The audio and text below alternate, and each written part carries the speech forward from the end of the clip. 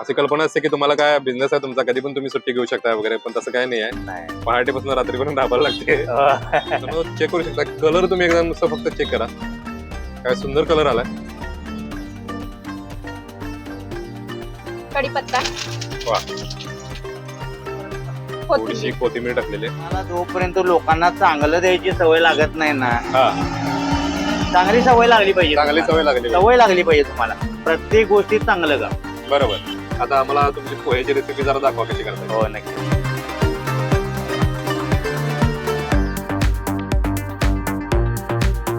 राजारामपुरी टाकळा चौकात आता आपण आलोय आणि ते खूप छान पद्धतीने पोहे आणि उपीट इथं बनवत असतात. तरी आपलं नाव सांगा. दीपाली विठ्ठल लांबोरे. लांबोरी. ओके. आज आपल्याला काय करून दाखवते तुम्ही आता? पोहे. पोहे. तर काय काय प्रोसेस जरा करताय सांगा आणि साहित्य पण सांगा आम्हाला. पोह्यासाठी अर्धा पावशेर पोह्यासाठी एक कांदा, एक कांदा. 2-3 मिरच्या, ओके. थोडीशी कोथिंबीर, थोडासा कढीपत्ता, ओके. थोडेसे शेंगदाणे, ओके. जिरं मोहरी, जिरे मोहरी. हा, आणि थोडी अर्धा चमचा हळद, ओके. मीठ, चवीनुसार तेल. ओके. आता हे पोहे आपण भिजवून ठेवलेत पहिल्यांदा स्वच्छ हा, करून. पोहे स्वच्छ करून ठेवले. ओके. आता पुढची प्रोसेस आता आपण बघूयात. हा. तर मित्रांनो, साहित्य आपण बघितलंय आणि कढई छान अशी गरम होते. आता यामध्ये थोडस तेल टाकलं जाईल. ओके. आता थोडेसे जिरे टाकले जातील. हा. आता मोहरी टाकले, जिरे टाकले. ओके. या पावसाळ्याच्या वातावरणामध्ये आता गरमागरम पोहे कसे केले जातात आपण बघणार आहोत. शेंगदाणे टाकले. शेंगदाणे टाकले सुरुवातीला. शेंगदाणे खरपूस असे पहिल्यांदा फ्राय करून घेतले जातील, जेणेकरून पोह्यामध्ये ते कुरकुरीत लागतील शेवटपर्यंत. शाहूपुरी. शाहूपुरी कोल्हापूरच्याच आहे. कोल्हापूर. वा. शाहूपुरी माहेर, राजारामपुरी सासर. बर बर बर. म्हणजे कोल्हापूरच्याच आहे तुम्ही. होय. ज्या ऑथेंटिक कोल्हापूरची रेसिपी आम्हाला बघायला मिळणार. हा. ओके. आता मिरची मिरची टाकलेली आहे. तर मित्रांनो, पावसाळ्याचे सुरुवातीचे आता दिवस आहेत. ढगाळ वातावरण आहे आज सकाळपासून. हो. सांगलीतून जेव्हा आलो तेव्हा पाऊस बारीक चालू होता आणि आता आपण छान असं गरमागरम पोहेची रेसिपी बघतोय. कढीपत्ता. वा. कढीपत्ता टाकलाय. कांदा टाकला. आता कांदा टाकला जाईल. मित्रांनो, स्टेप बाय स्टेप रेसिपी तुम्हाला मी दाखवतोय. इथं कोल्हापूरमध्ये पोहे कसे केले जातात स्टॉलवरती, ते शेवटपर्यंत बघा, जेणेकरून आपल्याला टेस्टी पोहे कोल्हापुरात कसे केले जातात ते बघायला. तर मित्रांनो, टाकळा चौकात शिवांश टी स्टॉल वरती आपण आलोय आणि आता पोह्याची रेसिपी आपण बघतोय. आणि छानपैकी आता खरपूस अशी फोडणी फ्राय होते आणि मस्त पोह्याचा सुगंध आता सगळीकडे दरवळतोय. आणि समोर बघू शकता आता हे पोहे जे आहेत, तो मसाला जो आहे तो आता छानपैकी फ्राय होतोय. स्टॉलवरती काय काय असते आपल्या? आणि शिरा, उपीट, पोहे, चहा. चहा. तर रेट जरा सांगा की सगळ्या पदार्थांचा. 20 रुपये प्लेट. उपीट 20 रुपये, शिरा 20 रुपये, पोहे 20 रुपये प्लेट. बरं, सगळे काही पदार्थ 20 रुपये प्लेट आहेत. हा. ओके. चहा 10 रुपये. चहा 10 रुपये. ओके. ते आता घरचं काम वगैरे करून कसं जमतंय तुम्हाला, कसं मॅनेज करताय? थोडीशी हळद टाकले. हा, थोडीशी चिमटभर हळद टाकले. ओके. घरचं काम वगैरे सांभाळून हे काम जमतंय तुम्हाला? हो, जमते. बरं, मीठ टाकलं थोडस. हा, थोडस मीठ टाकलं. सकाळी किती वाजता उठून आवरायला लागते सगळं मग? 5 वाजता. 5 वाजता उठावं लागते. पहाटे 5 वाजता पहाटे उठून? 5 वाजता उठ. बरं. घरचं वगैरे करून मग इकडे यायचं सगळं? होय. बरं. पोहे टाकते. ओके. आता पोहे जे भिजवलेत त्या मसाल्यामध्ये टाकले जातील.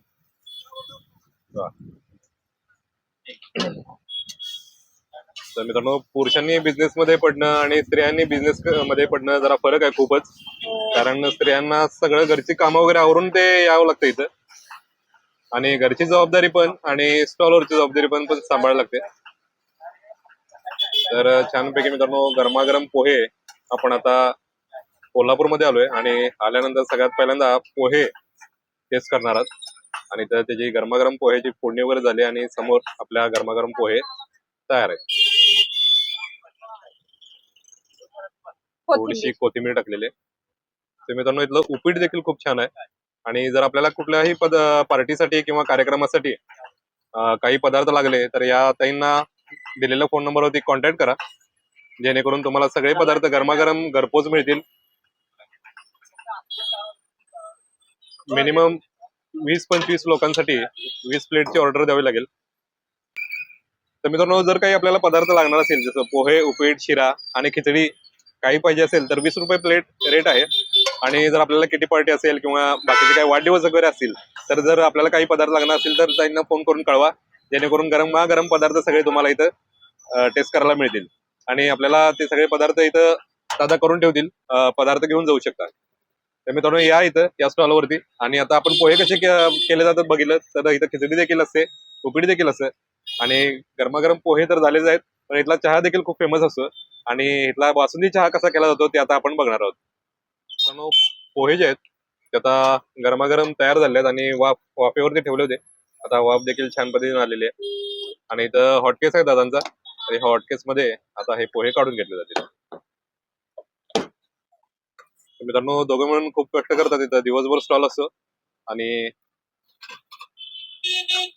या चौकामध्येच टाकाळा चौकामध्येच रिक्षा स्टॉपला लागून हा स्टॉल आहे. तर कधी पण या तुम्ही या बाजूला आलात की. आणि इथला चहा आणि पोहे टेस्ट करायला विसरू नका. दादा जनरली दिवसभर पोहे किंवा मिळतात पदार्थ?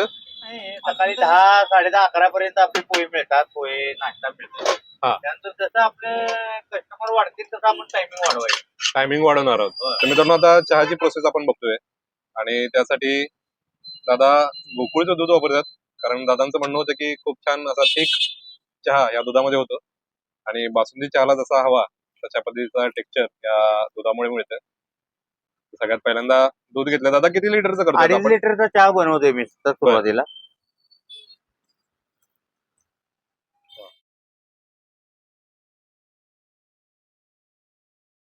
सगळ्यात महत्वाचं म्हणजे दादा आता त्यामध्ये पावडर ऍड करणार आहेत. 2.5 लिटरच्या चहाला किती पावडर दादा ऍड करताय? साधारण 20 चमचे. 20 चमचे. बर. तर दादांची एक स्पेशल पावडर आहे इथं, ते आता 20 चमचे घेतले जाईल.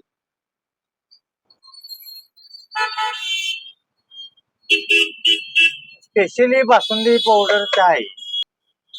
चहामध्ये पावडर टाकलेली आहे. आणि आता चहा तयार होईल. किती मिनिटं लागतात उकळायला तरी? उकळायला एक साधारण 5 ते 10 मिनिट 5 लागतात. ते 10 मिनिटांमध्ये होते. तर मित्रांनो एक काही जर लागणार असेल तर दादांना नक्की कळवा, कारण मराठी माणसांना बिझनेस करावा असं आपण म्हणतोय, पण शक्यतो आपण मराठी माणसांना सपोर्ट करायचं विसरतोय. तर आपण जर सपोर्ट केला तरच मराठी माणसाचा बिझनेस होणार आहे. त्यामुळं कुठलेही माप वगैरे न काढता छान पद्धतीनं तुम्ही सपोर्ट करा इतराला. जर एखादं काम सुरुवात करणार असेल, माणूस सुरुवात करत असेल तर त्याला सपोर्ट करणं आपलं काम आहे. हळूहळू त्याच्यामध्ये प्रगती होत जाते. चहा थोडा वेळ अजून तो पूर्ण वाफ यायला आपल्या उकळला ना चहापूड, बर. मग ते सगळीकडे ती मॅच होते. मॅच होते. Okay okay. पद्धतीने शिजवण्यासाठी ना हा. त्याला उकळी येऊ द्यायची नाही. बर. त्याला मंद आचेवरती त्याला पावडर ती आतल्यात शिजवायची. बर. जास्त उकळी येऊन चालत नाही. नाही उकळीला घ्यायचीच नाही. उकळी येईल असं गॅस ठेवायचाच नाही, मंद आचेवरच करायचं. दाखवतो तुम्हाला ऍक्च्युली प्रोसेस आली. बरोबर. कसं असतं ऍक्च्युली हा नॅचरल पद्धतीचा विषय आहे. हा हा. ज्या वेळेला चहा उकळी होते ते दाखव क्लोजअप जरा. ह्यामध्ये आता हे कसं आहे माहिती आहे का, आता ह्याला टोपण लागल्यासारखं आहे नॅचरली. बरोबर. बरोबर.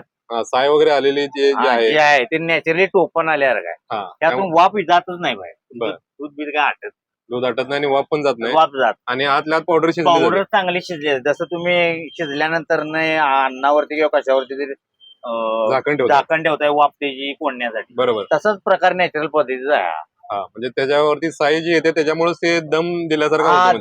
दम दिल्यासारखं. दम बिर्याणीला जसं आपण दम देतोय तसा. बरं बरं. मित्रांनो अगदी बारीक सारी गोष्टी असतात, या टेक्निक असतात. तर दादांनी सांगितले आपल्याला, मला पण माहिती नव्हती पद्धती. तर जेवढा मंद आचेवरती चहा करू आपण तेवढा चांगला होतोय. प्रत्येक गोष्टीमध्ये प्रत्येक रेसिपीमध्ये मित्रांनो अगदी मायनर असे बारकावे असतात आणि त्यामुळे त्या चवीमध्ये फरक पडत असतो. तर दादांनी जसं सांगितलं तसा एकदा चहा करून बघा, जेणेकरून तुम्हाला देखील त्याचा रिझल्ट मिळेल छान असा. आता आतल्यात शिजायला लागलाय बघा. बरोबर. त्याला काही करायचं नाही, असं प्रोसेस चालू ठेवायची. मंद आचेवरतीच केलं जातं. अशी प्रोसेस ठेवायची. 15 मिनिटं 20 मिनिटं ठेवायची. बरं. नंतर डायरेक्ट साखर टाकून सर्व करायचं. मित्रांनो आता साखर ऍड केली जाते.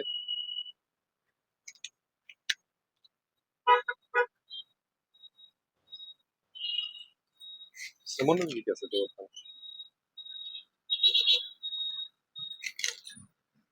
तर आता मित्रांनो साखर ऍड केली जाते. किती कप? 2.5 कप घातले. 2.5 कप घातले.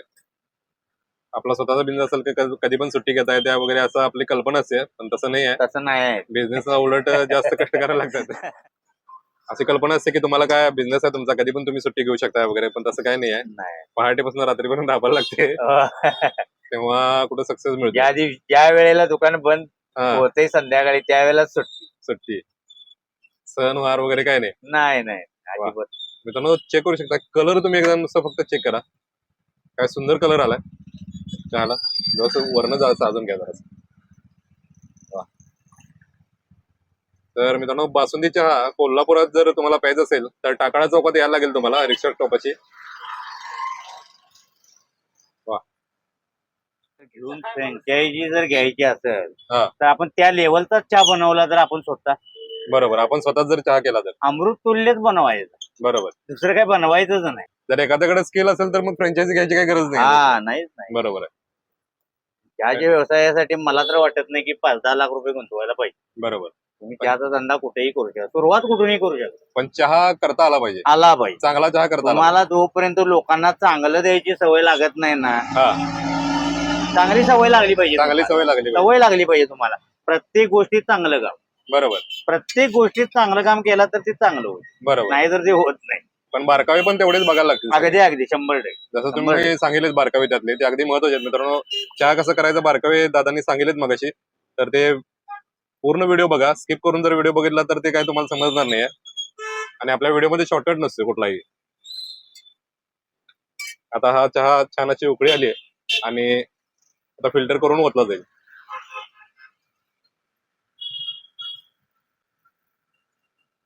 एकदमच होतं का थोडे थोडे होतं असं? आता हे कॅन भात नाही तुझं सगळं एकदमच होतं. हे आता हे इथं विकायला ठेवायचं आणि आता मी एक कॅन बाहेर ऑर्डरला. ऑर्डर. दादांचं असं म्हणणं आहे की फ्रँचायझी घेण्यापेक्षा चहा करायला शिका चांगला, आणि 5-5 लाख 10-10 लाख देण्यापेक्षा हा स्वतः बनवून चहा विका. मित्रांनो चहा आता फिल्टर करून घेतला जातोय. तो चहा कसा केला जातो बघितला, आम्ही पोहे देखील आपण बघितले, आणि आता चहा आणि पोहे आपण टेस्ट करून बघणार आहोत. इथं कधीपासून येत आहे आणि काय काय घेताय तुम्ही आणि कसे वाटतात पदार्थ?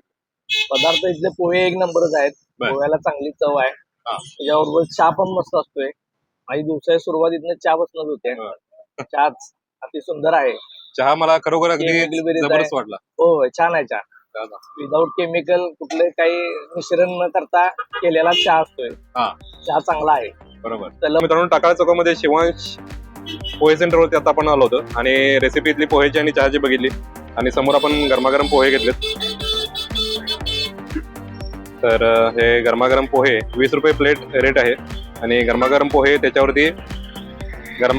त्याच्यावरती बारीक शेव टाकलेले आहे, कढीपत्ता आणि शेंगदाणे आणि बाकीचे मसाले यामध्ये टाकून हा छान असा पोह्यांचा कलर पण तुम्ही चेक करू शकता, किती छान कलर आलेला आहे याला. तर आता आपण टेस्ट करून बघूया. वा. आपले जरी घरात काही कार्यक्रम वगैरे असला, पार्टी वगैरे जर असली, पोहे वगैरे जर लागणार असेल तर कॉन्टॅक्ट करा. तसंच उपीट देखील इथं मिळते, खिचडी देखील मिळते. तर थोडेसे ॲडव्हान्स देऊन त्यांच्याकडून ऑर्डर बुक करा, जेणेकरून दादांना पण मदत होईल. मित्रांनो कोल्हापूरला आलात टाकाळा चौकात या आणि इथं पोहे चहा टेस्ट करायला विसरून नका. पोहे तर जबरदस्त झालेत, आणि आता चहा पण आपण टेस्ट करून बघू. वा.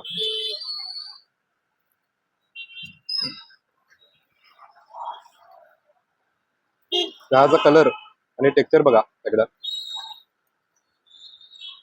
त्या भागामध्ये शिवांशचा बासुंदी फेमस आहे, आणि आता पावसाळ्याची सुरुवात झाली आहे, त्यामुळं चहा सगळ्यांनाच लागतो. एकदा अवश्य या इथं.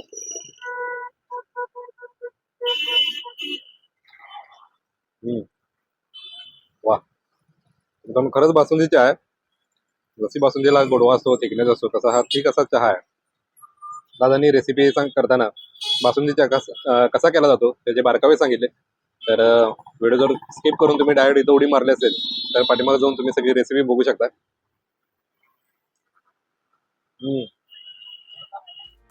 मित्रांनो कोल्हापूरमध्ये आपण सिरीज चालू केली आहे फूडची. आपल्या आसपास जर काही रेसिपी असतील, सिक्रेट रेसिपी, आपल्या आसपास काही फेमस स्टॉल वगैरे असतील तर आम्हाला कळवा, जेणेकरून आपण त्या कव्हर करू शकू.